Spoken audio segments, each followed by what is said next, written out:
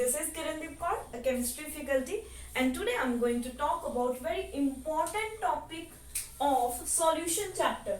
The name of the topic is Raoults law. Topic name is Raoults law. This is the topic of solution chapter. Before starting this topic, I just want to talk about that this topic is very much important. Not only for the board classes but also important for the competitive examination such as NEET, for your JEE examination or for KPPY exam. Okay. Apart from that, the next topics of this chapter, of solution chapter, are related with this Raoults law. Okay. So be careful during this lecture. Let us start Raoults law. Students, in the previous lecture, we have discussed that what are volatile and non-volatile substances. Volatile and non-volatile substances. Is it? We have already talked about that. I just want to remind you what are volatile substances. The substances which are having vapor pressure, which are exerting vapor pressure, means their vapor pressure is not equal to 0. What's that mean? Means like I'm having some kind of liquid in this paper, in this beaker. Okay, this is, suppose let it be liquid A, and I'm covering it with the help of lid, lid. Okay, I just covered this beaker with the help of a lid. Now, if the molecules of liquid, are exerting any kind of pressure, on the lid of container, then we will say that it is exerting vapor pressure. So its vapor pressure is not equal to 0. In easy language, we can say that the substances or the liquids which can evaporate easily, at room temperature or on slow heating, that substances are called volatile substances. Okay, so you just have to keep in your mind that volatile substances or volatile liquids are those which are having vapor pressure. Okay. On the other hand, if I talk about non-volatile substances or non-volatile liquids, they are the substances or liquids or solids which are not having any kind of vapor pressure. Their vapor pressure is equal to 0. What's the meaning of BP? This is vapor pressure. Their vapor pressure in ideal state is equal to 0. Example of your non-volatile substances are sugar, or you can say sucrose or urea.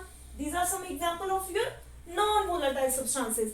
So what are non-volatile substances? If someone asks you about this, you will only say that they do not create vapors easily, or they do not evaporate easily at room temperature or even after heating. Okay. So in this case, vapor pressure is equal to 0, and in this case, vapor pressure is non-zero. Means they will have some kind of vapor pressure.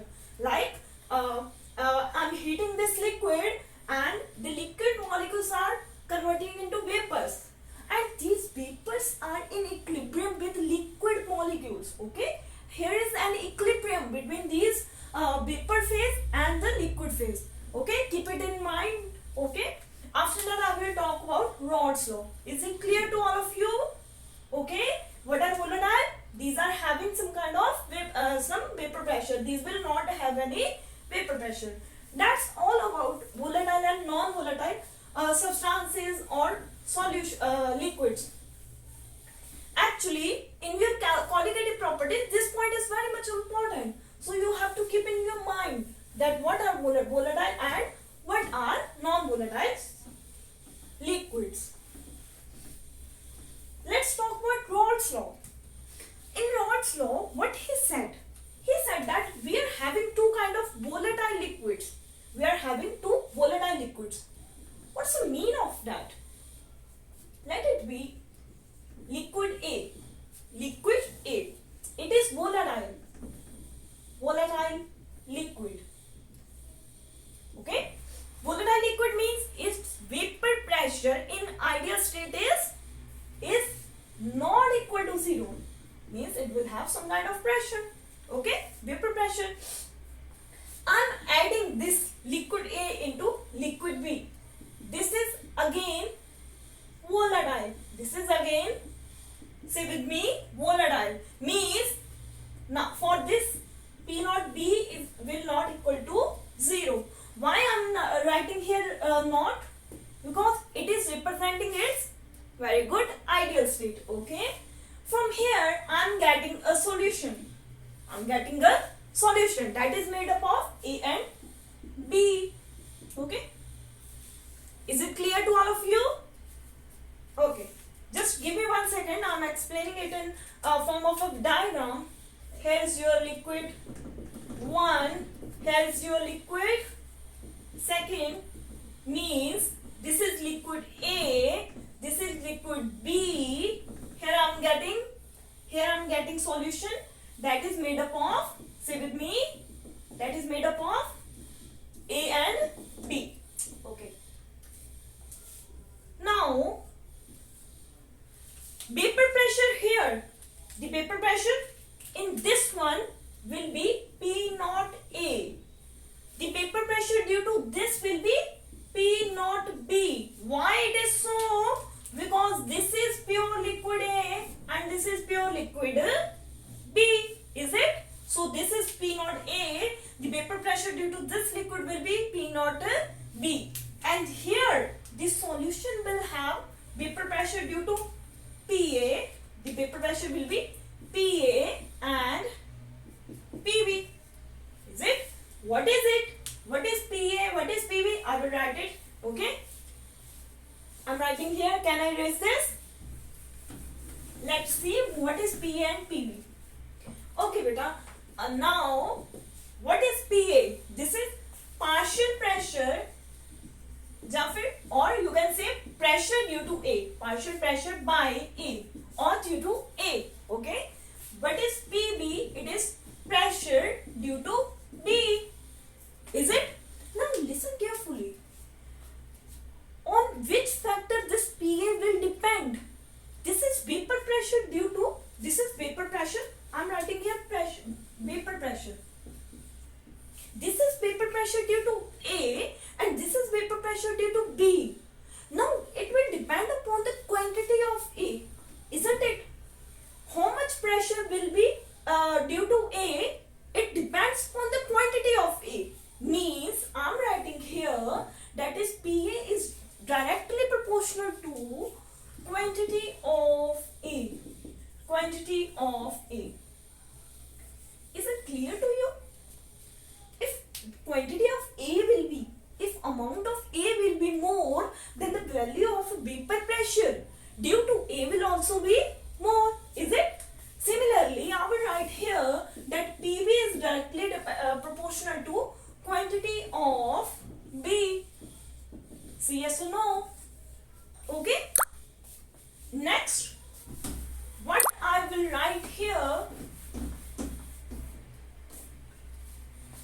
the total vapor, or I can write PA, means vapor pressure due to A is directly proportional to mole fraction of A, that is zeta A. What is this? Mole fraction is representing the quantity of a particular component. So it's just representing the quantity or amount of A. So more will be the amount of A liquid, more will be the vapor pressure due to A. And also I can write here PB, that is vapor pressure due to B, will be directly proportional to zeta B, that is mole fraction of B. I'm writing here what is PA, PB I already written that. Now zeta A is, say with me, very good, mole fraction due to A, very good, and zeta B is mole fraction of B, mole fraction of B. Is it clear to you? Actually, this is the actual form of Raoults law. This is your Raoults law. Okay. The next form, that is the main form of Raoults law, from which the question I asked is get out I will talk about that later. Is it clear to all of you? I'm erasing this. Okay. So now listen carefully. What will happen here? We all know that Dalton's law is P total. What is P total? That is a total pressure. Total pressure is equal to, if you remember that, say with me, total pressure is due to component A plus component due to component B. If suppose a Dalton law was for gases, and according to Dalton's law, I'm just revising this topic. I believe that you must have remembered this. This is gas A, this is type gas B, and the total pressure will equal to partial pressure because of A and partial pressure of B. Okay. If we will have any gas C, then it will equal to partial pressure due to C. Okay. So according to Dalton's law, what should be the total pressure? It should be due to all the components, because of A and because of B. Okay, that's great. Now what is PA? PA is directly proportional to zeta A. So we have to remove this proportionality sign. Whenever we are removing the sign of proportionality, we are getting any kind of constant. Okay. So here I am having the constant P naught A. What is this P naught A? I already discussed it earlier that this is the vapor pressure in pure state, isn't it?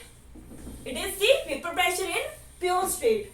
So keeping in your mind that this value is always fixed, and mostly in the question he always will give you this value of P naught A, P naught B. Okay. Similarly, I will write here P naught B, PB is equal to P naught B xi B. Okay. In place of this proportionality sign, I am having equal to sign. Okay. So this is vapor pressure of B in pure state, and it is a constant. It is always a fixed number. Okay. So what can I write here? Or I can write that P total is equal to P naught A zeta A, sorry, P naught B zeta B. So this is the final form of your Raoults law, and it is driven from Dalton's law. Okay. So this is the exact form from which mostly questions are asked. Keep in your mind, and we will also try to do some numericals after the completion of the graph of this topic. Okay. Any confusion regarding that? Firstly, we are having two kinds of volatile liquids. We are mixing that. Then the total pressure is due to both the components, and partial pressure due to of one component is directly proportional to another one, and partial pressure due to second component will be directly proportional to mole fraction of that component. So don't worry, I will just give you time to write this. Firstly, write the definition of this law. Write down the definition of this law. Write down. According to Raoults law, the partial pressure of each component of solution,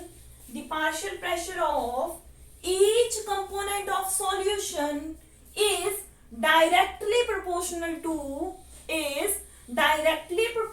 to its mole fraction.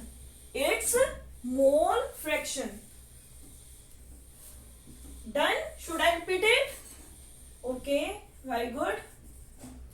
So this is the final form of Raoults law, and this is the form from which the definition is taken from. Sorry. Okay.